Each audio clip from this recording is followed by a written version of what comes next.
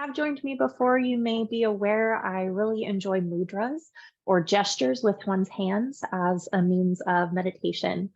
For me, it adds this kind of tactile or tangible element to a practice where otherwise it can be, at least for me, difficult to sit still.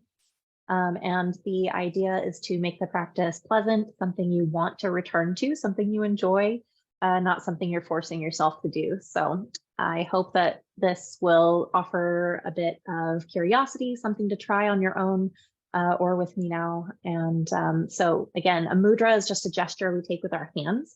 I like to think of them like yoga poses for the hands. They can be used to kind of anchor an idea in space, almost like sign language, to just kind of go, what am I thinking about? Oh yes, I can return to this single idea that I choose to focus on now. Because it's really a normal, common experience for many thoughts and distractions to bubble up in our good problem-solving minds while we seek to sit still. So allowing that to happen and just having something to return to can be a way to bring some ease to the practice, in my experience. So do with that what you will. So for this week's mudra, it comes with a bit of poetry, which I enjoy. It's called Rudra Mudra. That's R-U-D-R-A, mudra, which is M-U-D-R-A. And if you'd like to take it, you do so by extending your fingers out on one hand, palm can face upward toward the sky, and then just bring your ring finger and the thumb to connect. And then bring the index finger to connect as well. So those three fingers are kind of softly but firmly connected, those fingertips. And then the pinky finger and the middle finger are still extended like antennas, if you will. You might continue to hold it with those connected fingertips pointing towards the sky.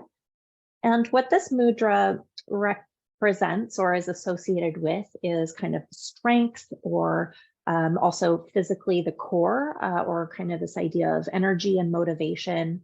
I find that while I work at holding this, it requires a bit of dexterity. I notice if my hands are kind of tight from lots of typing, maybe at the computer. And so it takes a little bit of willpower. It takes a little bit of strength of mind to choose to keep my hands connected in this otherwise kind of, for me, strange feeling gesture, because it's not something I might do every day. But with practice, maybe it would become a little more natural. But do with that what you will. This idea can be one to return to if you're working on cultivating some strength or some motivation or a little bit of willpower, maybe in your daily workflow.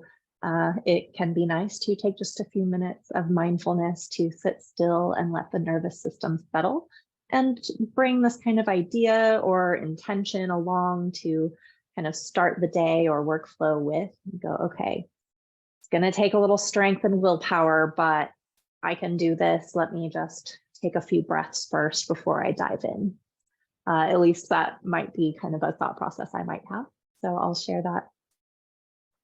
So do with that what you will. You can practice with both hands or just one, and you can rest them in your lap or hold them in the air out to the sides or in front of you, whatever feels most comfortable, or you might explore different options.